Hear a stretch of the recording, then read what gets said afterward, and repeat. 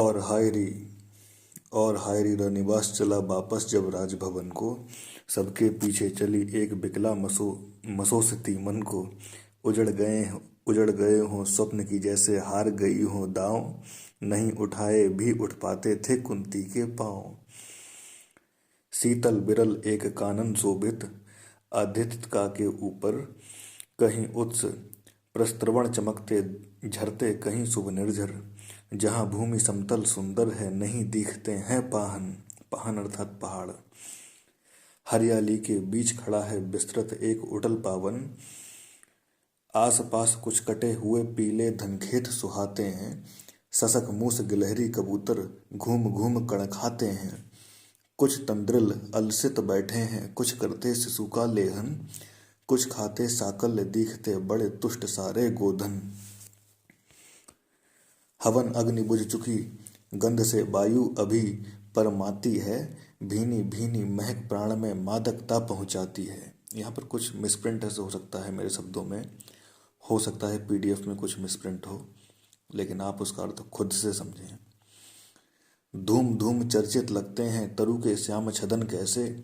छपक रहे हों शिशु के अलसित कजरारे लोचन जैसे। बैठे हुए सुखद आतप में मृग रोमंथन करते हैं। बन के जीव विवर से बाहर हो विस्रब्ध विचरते हैं। सूख रहे चीवर रसाल की नन्ही झुकी टहनियों पर। नीचे बिखरे हुए पड़े हैं इंगुंद से चिकने पत्थर। अजन दर्भ पालास कमंडल एक और तप के साधन। एक और है टंगे धनुष तूणीर तीर बरझे भीषण। चमक रहा तृणकुटी द्वार पर एक परशु आभाशाली। लौह दंड पर जड़ित पड़ा हो मानो अर्ध अंशुमाली। श्रद्धा बढ़ती अजन दर्भ पर परशु देख मन डरता है। युद्ध शिविर या तपोभूमि यह समझ नहीं कुछ पड़ता है। हवन कुंड जिसका यह उसके ही क्या है ये धनुष कुठार।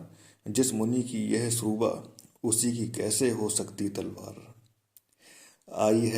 आई है वीरता तपोवन में क्या पुण्य कमाने को। या संन्यास साधना में है दैहिक शक्ति जगाने को। मन ने तन का सिद्ध यंत्र अथवा शस्त्रों में पाया है। या कि वीर कोई योगी से युक्ति सीखने आया है। परशु और तप ये दोनों वीरों के ही होते श्रृंगार। क्लीब ना तो तप ही करता है ना तो उठा सकता तलवार। तप से मनुज दिव्य बनता है षड विकार से लड़ता है। तन की समर भूमि में लेकिन काम खड़ग ही करता है। किंतु कौन नर तपोनिष्ठ है यहाँ धनुष धरने वाला। एक साथ यज्ञाग्नि और असी की पूजा करने वाला। कहता है इतिहास जगत में हुआ एक ही नर ऐसा। रण में कुटिल काल समक्रोधी तप में महासूर जैसा। अब यहाँ पर जो इशारा किया गया है वो परशुराम के लिए किया गया है। देखते हैं, आगे बढ़ते हैं। मुख में वेद पीठ पर तर्कस कर में कुठिन कुठार विमल। साप और सर दोनों ही थे जिस महान ऋषि के संबल। यह कुटिर है उसी महामुनि परशुराम बलशाली का। भृगु के परम पुनीत वंशधर व्रति वीर प्रणपाली का। हाँ वही कर्ण की जांघों पर अपना मस्तक धरकर सोए हैं तरुवर के नीचे आश्रम से किंचित हटकर। पत्तों से छन छन कर मीठी धूप माघ की आती है। पड़ती मुनि की थकी देह पर और थकान मिटाती है। अब देखिए सीन यहाँ पर अंगराज कर्ण की जांघों पर अपना मस्तक रखकर परशुराम जी निद्रा में हैं। ठीक है। कर्ण मुग्ध हो भक्ति भाव में मगन हुआ सा जाता है। कभी जटा पर हाथ फेरता पीठ कभी सहलाता है। चढ़े नहीं चीटियां बदन पर पड़े नहीं तृणपात कहीं। कर्ण सजग है उचट जाए गुरुवर की कच्ची नींद नहीं। वृद्ध देह तप से कृश काया उस पर आयुध संचालन। हाथ पड़ा श्रम भार देव पर असमय यह मेरे कारण। किंतु वृद्ध होने पर भी अंगों में है क्षमता कितनी। और रात दिन मुझ पर दिखलाते रहते ममता कितनी। कहते हैं ओ वत्स पुष्टिकर भोगना तू यदि खाएगा। मेरे शिक्षण की कठोरता को कैसे सह पाएगा। भाई कुछ खाया पिया कर और शरीर को पुष्ट कर। जो मेरा शिक्षण है उसकी कठोरता बहुत अधिक है। कैसे सह पाएगा। अनुगामी यदि बना कहीं तू, खान पान में भी मेरा सूख जाएगा लहू, बचेगा हड्डी भर ढांचा तेरा। जरा सोच कितनी कठोरता से मैं तुझे चलाता हूँ, और नहीं तो एक पाँव दिन भर में रक्त जलाता हूँ। इसकी पूर्ति कहाँ से होगी बना अगर तू सन्यासी, इस प्रकार तो चबा जाएगी तुझे भूख सत्यानाशी। पत्थर सी हो मांसपेशियां लोहे से भुजदंड अभय, नस नस में हो लहर आग की तभी जवानी पाती जय। विप्र हुआ तो क्या रखेगा रोक अभी से खाने पर, क्या लेगा घंघोर तपस्या वय चतुर्थ के आने पर। ब्राह्मण का है धर्म त्याग, पर क्या बालक भी त्यागी हों। जन्म साथ श्लोच वृत्ति के ही क्या वे अनुरागी हों। क्या विचित्र रचना समाज की, गिरा ज्ञान ब्राह्मण घर में। मोती वर्षा वैश्य वैश्य में, पड़ा खड़ग क्षत्रिय कर में। खड़ग बड़ा उद्धत होता है, उद्धत होते हैं राजे, इसीलिए तो सदा बनाते रहते वे रण के बाजे। और करे ज्ञानी ब्राह्मण क्या, असी विहीन मन डरता है। राजा देता मान भूप का वह भी आदर करता है। सुनता कौन यहाँ ब्राह्मण की, करते सब अपने मन की। डुबो रही सोनित में भूको भूपो, भूपों की लिप्सा रण की।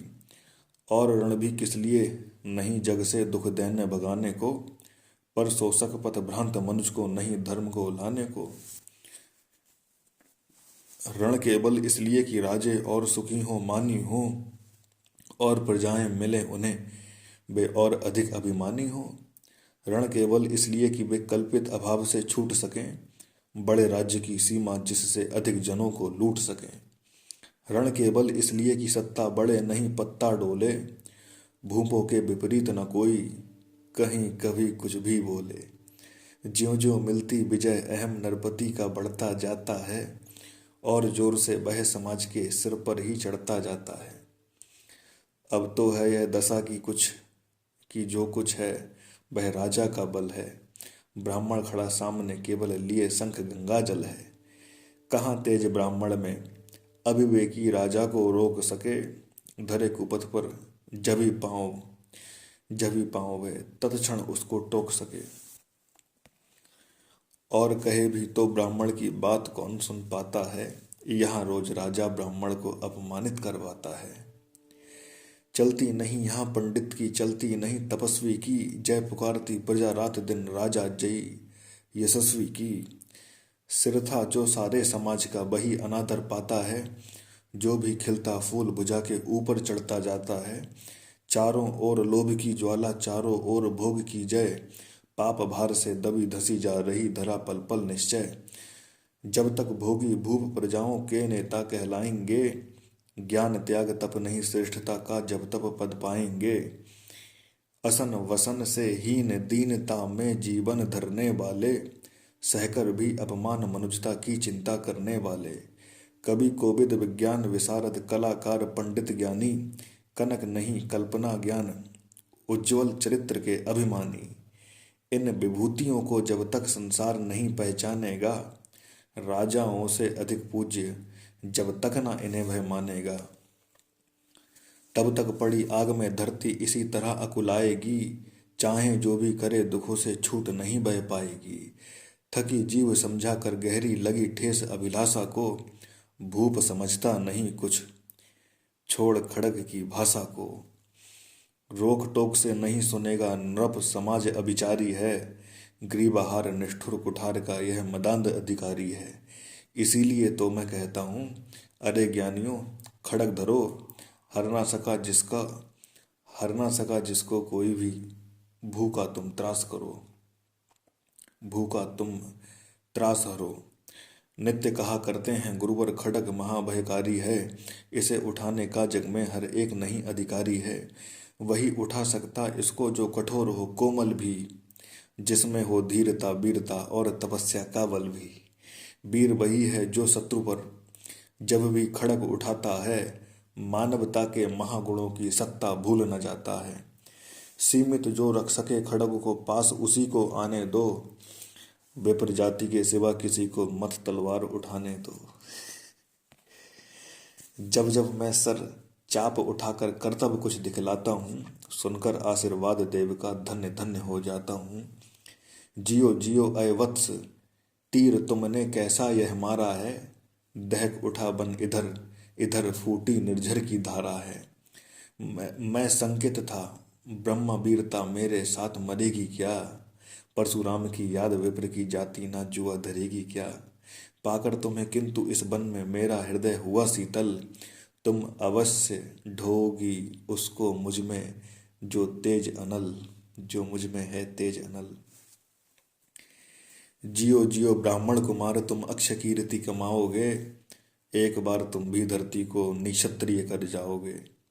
निश्चय तुम ब्राह्मण कुमार हो, कवच और कुंडलधारी, तप कर सकते और पिता माता किसके इतना भारी।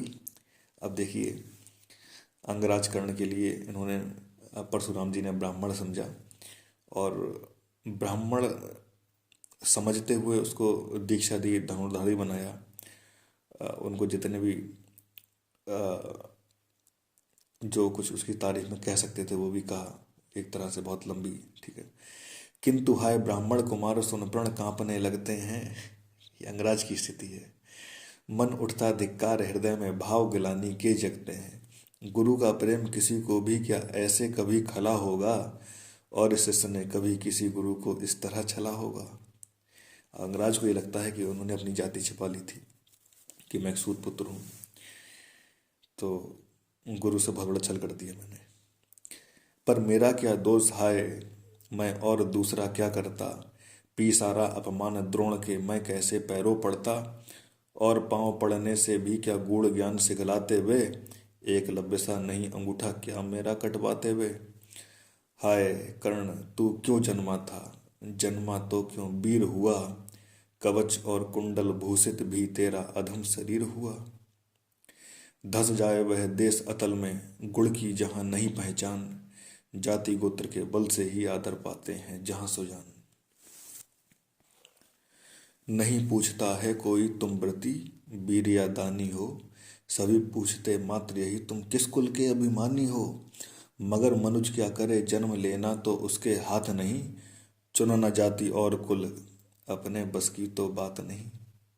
मैं कहता हूँ अगर विधाता नर को मुट्ठी में भरकर कहीं छींट दे ब्रह्मलोक से नीचे भूमंडल पर, तो भी विविध जातियों में ही मनुज यहाँ आ सकता है। नीचे हैं क्यारियां बनी तो बीज कहाँ जा सकता है।